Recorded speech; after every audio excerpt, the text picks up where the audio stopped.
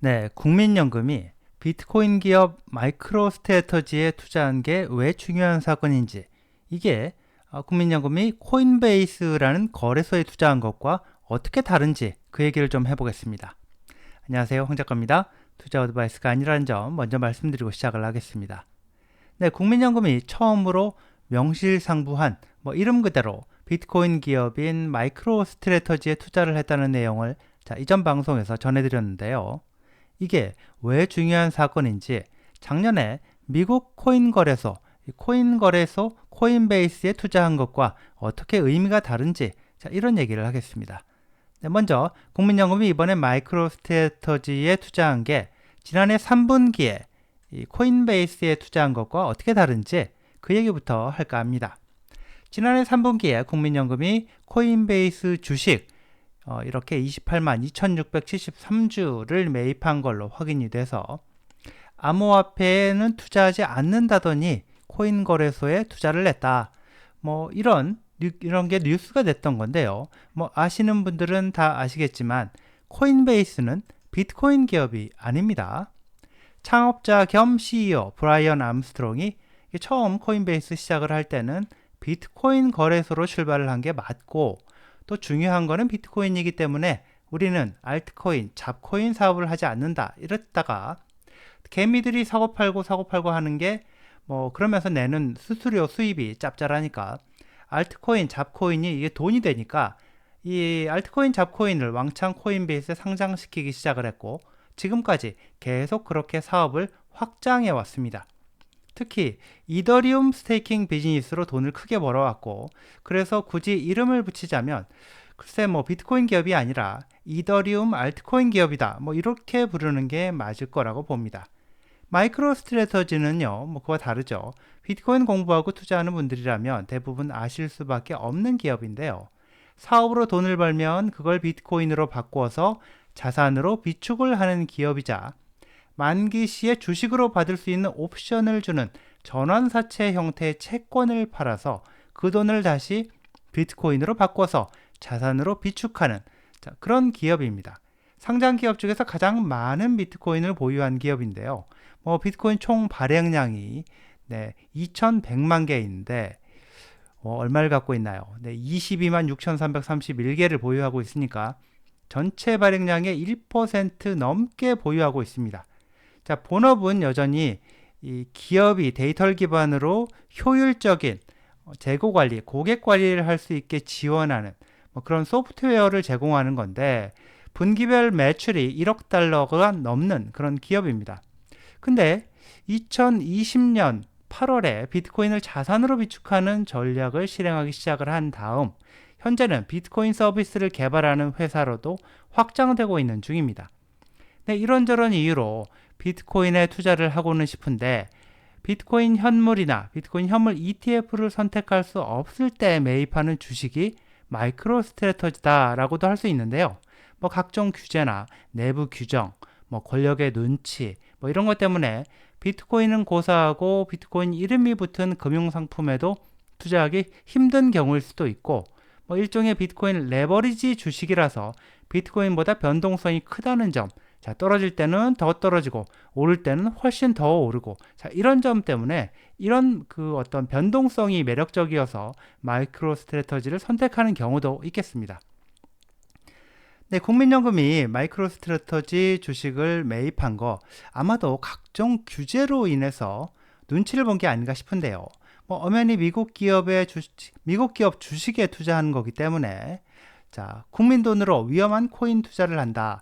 이런 비판을 할 정치인들, 또 그런 비판을 부추기거나 동조할 언론들, 이런 걸 감안을 해서 굉장히 스마트한 선택을 한 게 아닌가, 저는 그렇게 해석을 합니다.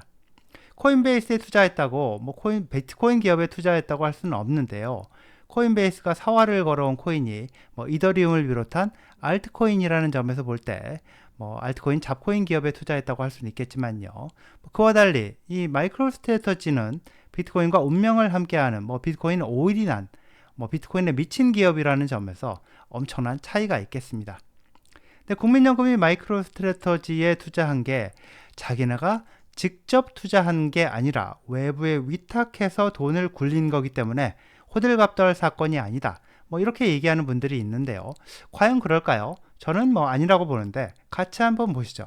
자, 이게요. 국민연금이 미국 증권거래위원회에 이렇게 자 마이크로스트래터지를 포함해서 이러이런 미국 증권에 투자를 했습니다 하면서 보고한 폼 13F 자 13F 보고서인데요. 국민연금이 이걸 제출한 이유는요. 미국 증권법에 따라서 국민연금이 자 1억 달러 이상을 증권에 투자하는 기관 투자 매니저에 해당이 되기 때문입니다. 기관 투자 매니저 자 여기에는 뭐 은행, 보험회사, 브로커 딜러 뭐 이렇게 이런 그 기관이 포함이 되고요. 거기다가 또 누가 있느냐? 자체 투자 포트폴리오를 관리하는 기업과 연기금도 해당된다 이렇게 들어가 있습니다. 증권거래위원회 설명을 보면 이 부분이 어떻게 되어 있느냐면요. 보시면 네, 여기 보시면요. Manage their own investment portfolios 라고 되어 있습니다.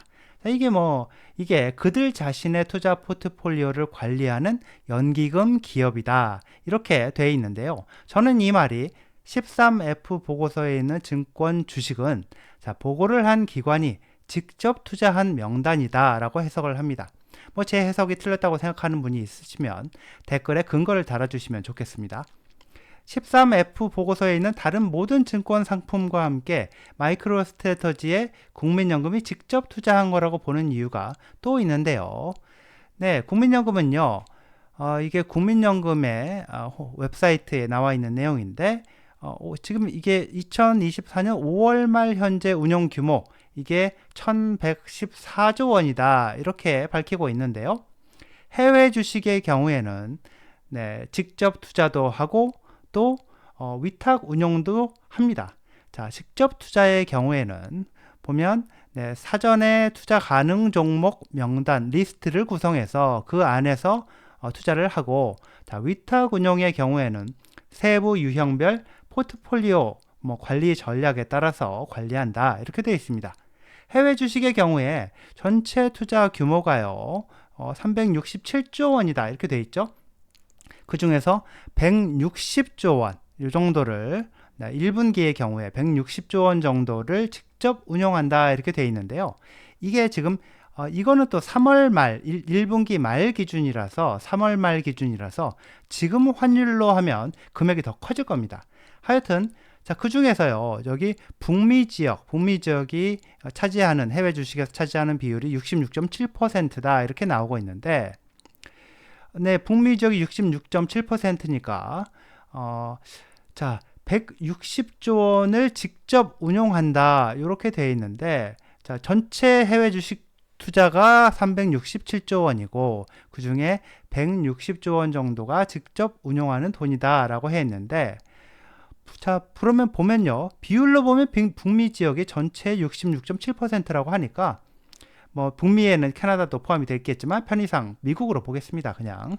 네, 그럼 367조 원에 66.7%면 대략 245조 원 정도가 나오는데요. 해외 주식의 43.7% 정도 이게 직접 운용하는 주식이라고 나와 있으니까 정확히 알 수 없으니 북미 주식도 뭐 그 정도를 직접 운용한다고 가정을 해보면 245조 원 북미 지역에서 운용하는 245조 원의 43.7% 정도 107조 원 정도를 직접 운용한다는 계산이 나옵니다. 뭐 이거 그렇게 중요한 건 아닙니다. 하여튼 자 107조 원이라는 숫자 한번 잠깐 기억해 주시고요. 107조 원입니다. 자, 이제 국민연금이 이번에 증권거래위원회에 제출한 13F 보고서 이걸 다시 보겠습니다. 총 투자 금액이 얼마냐? 네, 870억 달러.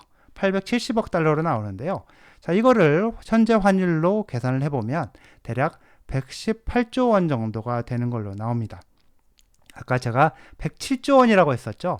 그 107조 원보다 자, 북미 지역에서 직접 투자하는 걸로 가정을 해본 돈이 규모가 107조 원 정도 있는데 이 107조 원보다 좀 많죠? 근데 3월 말보다 환율이 많이 올라갔습니다. 자, 3월 말보다 환율이 많이 올라갔기 때문에 아마 환율을 감안을 해보면 대략 비슷하지 않을까 싶습니다.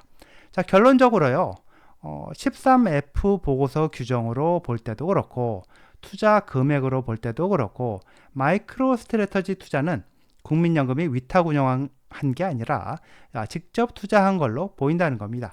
사실 뭐 직접 투자든 뭐 위탁 운용이든 뭐 큰 차이는 없다고 보는데요.